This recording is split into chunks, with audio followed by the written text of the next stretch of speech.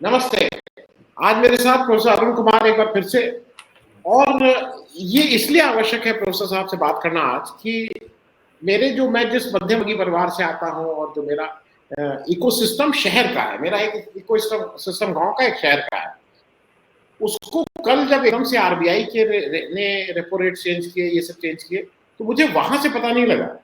जो मेरे कुछ मित्र जो स्टॉक एक्सचेंज में जिनके शेयर हैं रोज सब, तो प्रोफेसर साहब सबसे पहले तो जरा ये समझा दें कि कल ये जो रेपो रेट एकदम से चेंज हुआ है और जिसकी वजह से कहा जा रहा है कि ये जो लोन है और खास करके हाउसिंग लोन और ऑटोमोबाइल लोन, क्योंकि आम आदमी के लिए जो शहर में रहने वाला है ये दोनों लोन माने रखते हैं, इसकी किस्त बढ़ जाएगी, ईएमआईज बढ़ जाएंगे।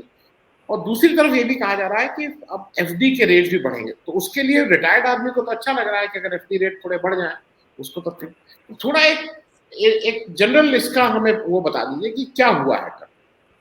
देखिए, ऐसा है कि इस समय जो इन्फ्लेशन है उसकी रफ्तार बढ़ती चली जा रही है और ये दुनिया भर में बढ़ती चली जा रही है। यानी कि यूक्रेन रूस युद्ध की वजह से बढ़ रही है। चीन में सप्लाई बॉटलनेक हो गया है क्योंकि वहाँ पे लॉकडाउन वगैरह जगह जगह लगा है, तो सप्लाईज जो बहुत डिस्टर्ब हुए। दूसरा, पहले से ही अगर आपने देखा है तो कच्चे तेल का दाम बढ़ रहा था, मेटल्स का दाम बढ़ रहा था दुनिया भर में, और आरबीआई गवर्नर ने ये फ्लैग किया है कि ये सब हो रहा है। तो इसकी वजह से जो चीज़ हम सामान मंगवा रहे हैं अपने देश में वो तेज़ी से उसके दाम बढ़ रहे हैं।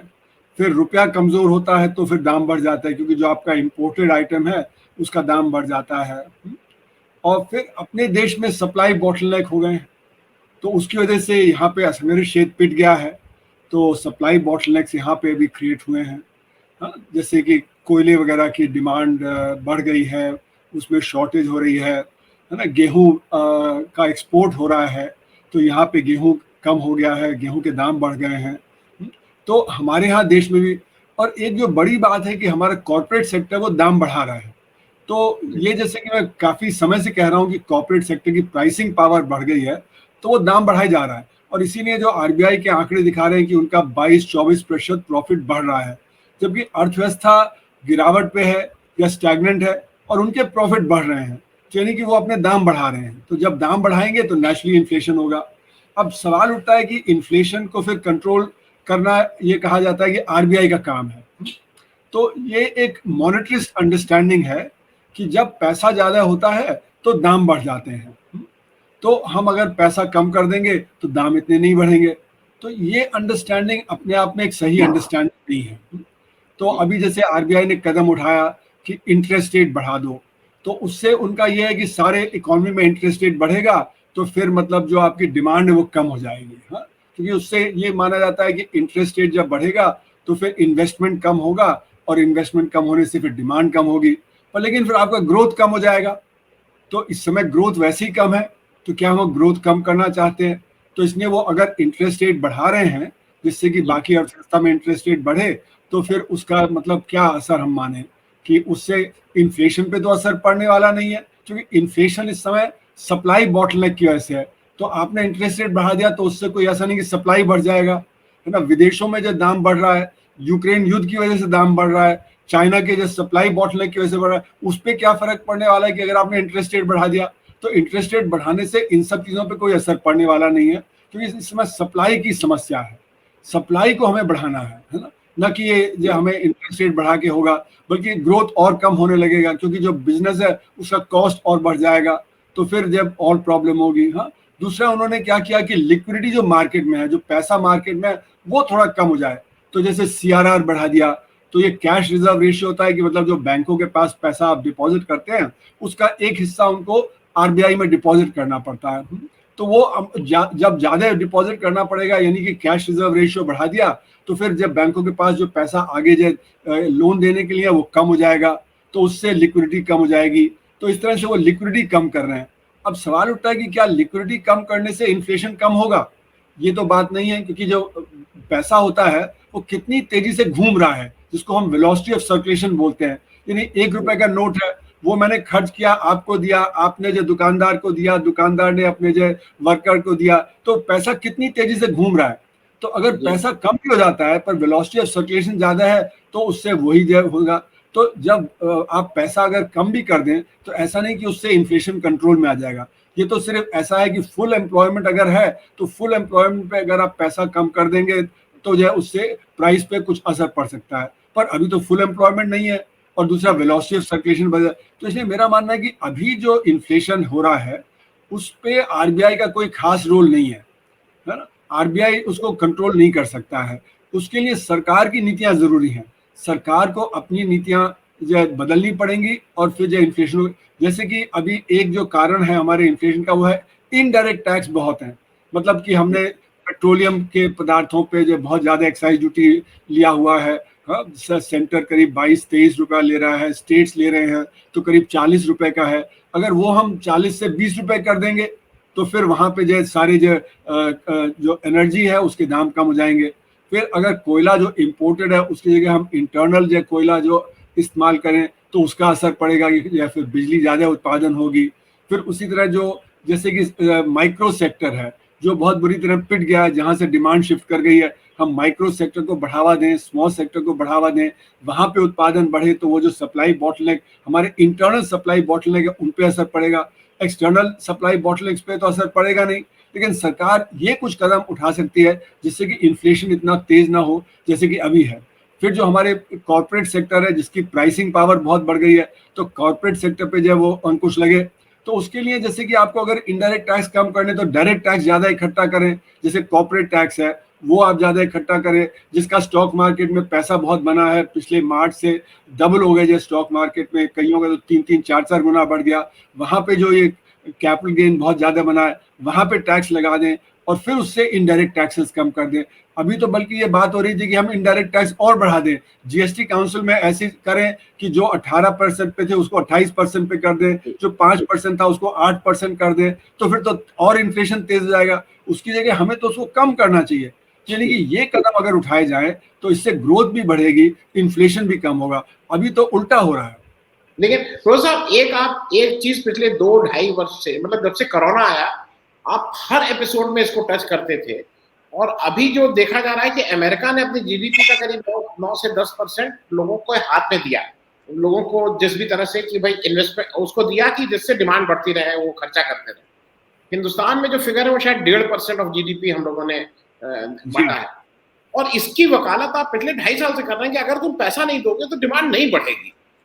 अब अगर मान लीजिए ये आप तो वो है, आप सरकार नहीं है, लेकिन अगर आप एक प्रोफेसर को अगर ये समझ में आ रहा है तो सरकार में इतना थिंक टैंक है, उनको क्या समझ में नहीं आ रहा है ये बात? साधारण सी बात ऐसा है कि ये हमारी जो नीतियां हैं सन 91 के बाद वो सप्लाई साइड नीतियां हैं, वो डिमांड साइड नहीं है। सप्लाई साइड का मतलब है कि बिजनेस को आप प्रॉफिट बढ़ाइए तो बिजनेस ज्यादा इन्वेस्ट करेगा, और जब वो ज्यादा इन्वेस्ट करेगा तो ग्रोथ ज्यादा होगी। हाँ, लेकिन जब तक डिमांड पूरी नहीं होगी तो बिजनेस और ज्यादा इन्वेस्ट नहीं करेगा। तो हमने इसीलिए देखा 2012-13 में जो इन्वेस्टमेंट पीक पे था करीब 36-36.5% पे था, वो गिर के 30% तक आ गया था। अभी भी 30-31% के आसपास है, और वजह उसकी ये है कि डिमांड कम हो गई है। और डिमांड क्यों कम हुई है? दो कारण है कि एक तो हमारे यहाँ असमानता बेतहाशा बढ़ी है, अमीर बहुत अमीर हो गया है, गरीब जो गिर गया है। तो अभी प्राइस का सर्वे आया था 2 महीने पहले, उन्होंने दिखाया था कि 2015-16 के बाद जो बॉटम 60% है उनकी आमदनी गिर गई और टॉप 40% की बढ़ गई, उसमें भी टॉप 20% की 30% बढ़ गई, और जो बॉटम 20% है उनकी तो 50% गिर गई। यानी कि गरीबी से की रेखा के नीचे चले गए लोग।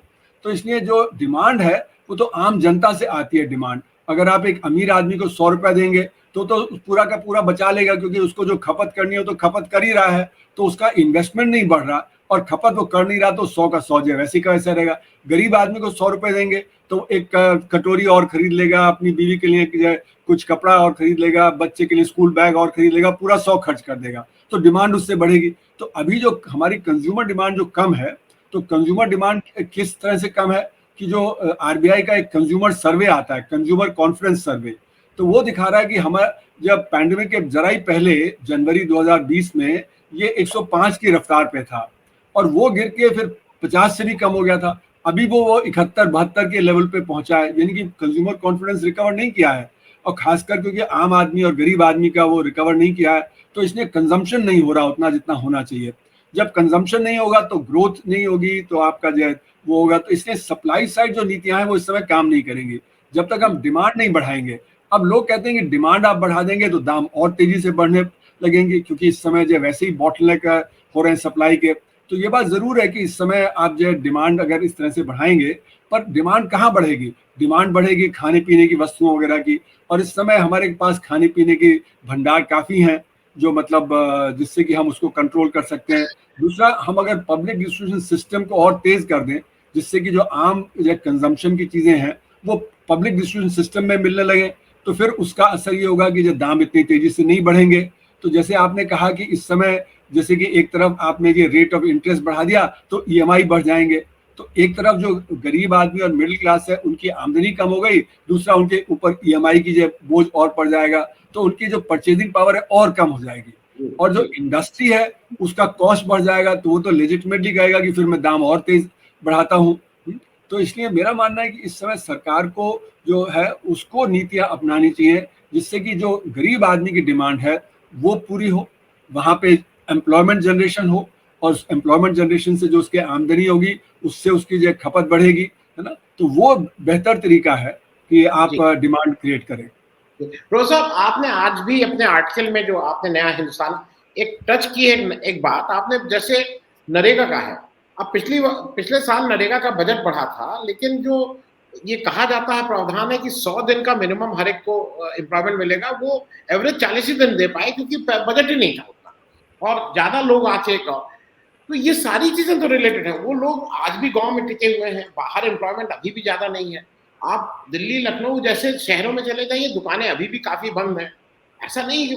तो इसको आप कैसे देख रहे हैं? क्योंकि आपने नरेगा का बजट भी घटा दिया है, तो वो तो और दोहरी मार पड़ रही है गाँव के आदमी। जी हाँ, तो इसमें ऐसा है कि जैसे रूरल एम्प्लॉयमेंट गारंटी स्कीम है, तो उसमें एक परिवार में एक व्यक्ति को 100 दिन का काम साल में मिलना चाहिए।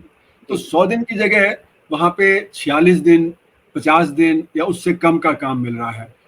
वजह जैसे आपने कहा कि उसका एलोकेशन उतना नहीं बढ़ाया गया जितना बढ़ाना चाहिए था, तो जो लोग काम करना भी चाहते हैं उनको काम नहीं मिल रहा। तो एक तो 46 को 100 दिन कर देना चाहिए। दूसरा, क्योंकि वहां पे परचेजिंग पावर नहीं है, वहां पे उनके पास हाथ में आमदनी नहीं है, तो जो ये रूरल एम्प्लॉयमेंट गारंटी स्कीम है जहाँ पे मिनिमम वेज से कम मिल रही है तनख्वाह, तो तनख्वाह भी वहां बढ़ा देनी चाहिए। तो कम से कम हमारा बजट जितना था उससे 3 या 4 गुना ज्यादा होना चाहिए था। जबकि पहले साल जब जैसे ही पैंडेमिक आया तो हमने उसको दुगना किया, 60,000 करोड़ रुपए से करीब 1.1 लाख करोड़ किया। पर फिर अगले साल फिर काट दिया हमने उसको, 73,000 करोड़ कर दिया, और फिर हमारा खर्चा 98,000 करोड़ रुपए हुआ, और फिर भी लोगों को पूरा 100 दिन का काम नहीं मिल रहा था, यानी कि वो फिर पर्याप्त नहीं था।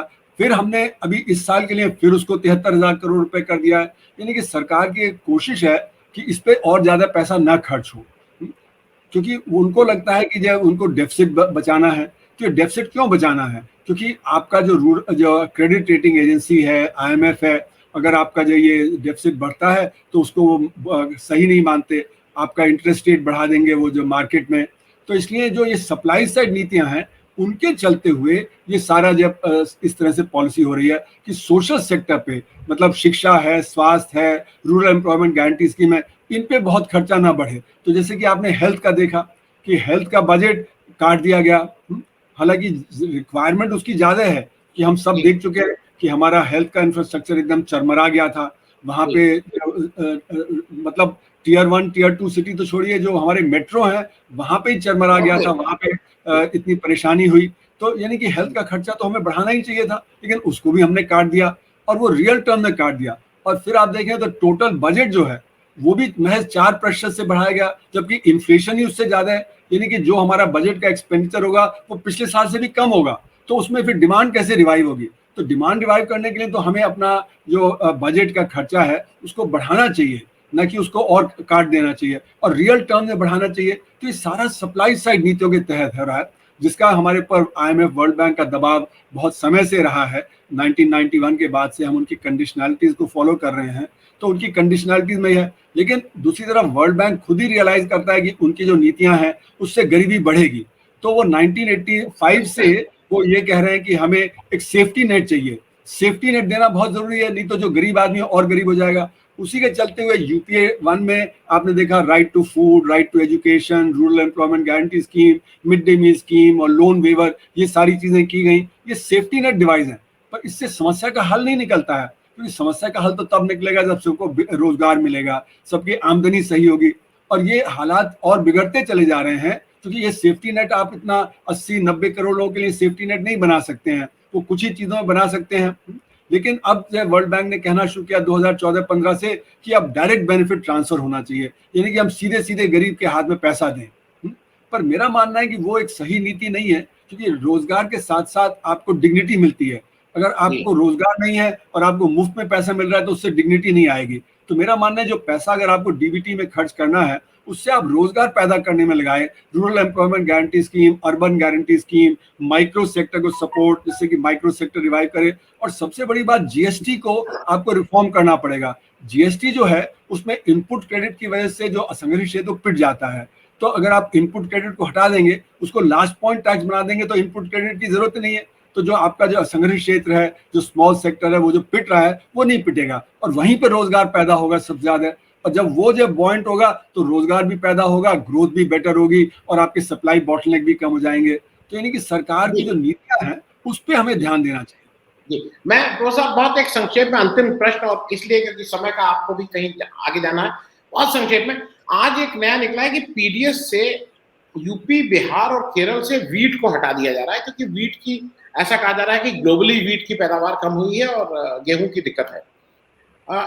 दूसरा प्रश्न इसी से रिलेटेड दोनों है, आपको क्या लगता है कि ये सारी चीजें पॉलिसी लेवल पे कहीं दिक्कत हो रही है ना? क्योंकि हमारा एग्जीक्यूशन में तो दिक्कत नहीं है, लोगों को पीडीएस में है तो मिल रहा ही है, वहां तक पहुंच रहा है। लेकिन आज हिंदुस्तान को जो ज्यादा जरूरत है वो पॉलिसी की तरफ, उसको कुछ ना कुछ ड्रास्टिक करना होगा, क्योंकि अब समय नहीं है, अब दिक्कत हो रही है। देखिए, इस समय जो हमारे जो गेहूं के दाम तेज हैं, और वो इंटरनेशनल मार्केट में तेज है, क्योंकि यूक्रेन और रशिया से बहुत गेहूं वर्ल्ड में सप्लाई होता था, तो वहां पे जो नहीं निकल रहा है, तो इसलिए गेहूं के दाम तेज हो गए। तो हमारे यहाँ भी जो मार्केट में है वो दाम तेज हो गए हैं। हालांकि हमारे पास गेहूं के भंडार काफी थे, लेकिन गेहूं के भंडार होते हुए भी अब क्योंकि एक्सपोर्ट हो रहा है, तो वहां पे दाम बढ़ गए। तो लोगों ने जो प्रोक्योरमेंट में जो देते थे किसान, वो नहीं दे रहे हैं, तो इसलिए जो हमारा जो प्रोक्योरमेंट है वो बहुत गिर गया है। और फिर क्योंकि गर्मी बहुत तेजी से आ गई थी मार्च अप्रैल में, तो गेहूं की फसल करीब 8-9 मिलियन टन कम होगी, तो उसके वजह से भी जो हमारे यहाँ जो दाम तेज हो रहे हैं, उसके वजह से भी जो हमारा प्रोक्योरमेंट कम हो गया है। तो इसलिए सरकार को लग रहा है कि अब पब्लिक डिस्ट्रीब्यूशन सिस्टम में हम गेहूं नहीं दे पाएंगे, हमारे पैडी दे पाएंगे सिर्फ। तो ये एक तरह से समझिए कि जो हमारे इस समय के हालात हैं वो दिखा रहे हैं कि जो परेशानी का दौर बढ़ रहा है। तो जो आरबीआई ने कदम उठाया, जो सरकार अभी बात कर रही है, तो पीडीएस को और स्ट्रेंथन करना चाहिए, न कि उसको और कमजोर करना चाहिए। तो दोनों से अब आप देखें मार्केट में पैनिक हो गया है, क्योंकि एकदम से जब आरबीआई ने कदम उठाया तो लगा कि स्थिति ज्यादा खराब हो गई है। जो स्थिति जो आरबीआई 1 महीना पहले एक्सेप्ट नहीं कर रहा था कि इतनी खराब हो गई, उससे ज्यादा खराब हो गई, क्योंकि उनको डर था कि यूएस में भी इंटरेस्ट रेट जो है बढ़ाया जाएगा, यूएस में भी ये किया जा रहा है, बाकी जगह भी सब जगह इंटरेस्ट रेट बढ़ाया जा रहा है। तो कुल मिला के एक मार्केट में इस समय ये समझ में आ रहा है कि स्थिति बहुत ज्यादा बिगड़ रही है, जो पहले एडमिट नहीं की जा रही थी। तो आरबीआई का तो रोल होता है कि वो चीजों को एडमिट नहीं करता, जिससे कि पैनिक और ना फैले, पर अब एडमिट करना पड़ रहा है क्योंकि दुनिया भर में स्थिति बिगड़ रही है। तो सरकार के अब जो वो कदम उठाने के टाइम आ गया है कि सरकार ऐसे कदम उठाए कि जो बेरोजगारी है उस पर असर डाले, माइक्रो सेक्टर है उस पर असर डाले, जो जीएसटी है उस पर करे, और जो हमारा इन्फ्लेशन है उसके लिए असंगठित क्षेत्र वगैरह जो है जो पिट रहा है वो जो है उस पर बेहतरी हो, और जो हमारा इनडायरेक्ट टैक्स है उसको कम किया जाए और डायरेक्ट टैक्स बढ़ाया जाए। जी, बहुत बहुत धन्यवाद प्रोफेसर साहब। और अंत में फिर से जो एक सरकार का एक अड़ियल रवैया है कि भाई कुछ गलत नहीं है और हम सब सही कर रहे हैं, उससे बाहर निकलना होगा, लोगों से बातचीत करनी होगी जो इसके विशेषज्ञ हैं, क्योंकि अगर ये नहीं करेंगे तो महंगाई की मार बहुत बुरी है इस समय सबको, इट इज पिंचिंग एवरीवन। हम सब लोगों को, पेट्रोल हो चाहे तेल का दाम हो, सब चीजों से फर्क पड़ रहा है। गरीब को सबसे ज्यादा असर पड़ता है इसका। जी, गरीब आदमी है वही सबसे ज्यादा पिसता है जब महंगाई तेज होती है। बहुत बहुत धन्यवाद, थैंक यू सो मच।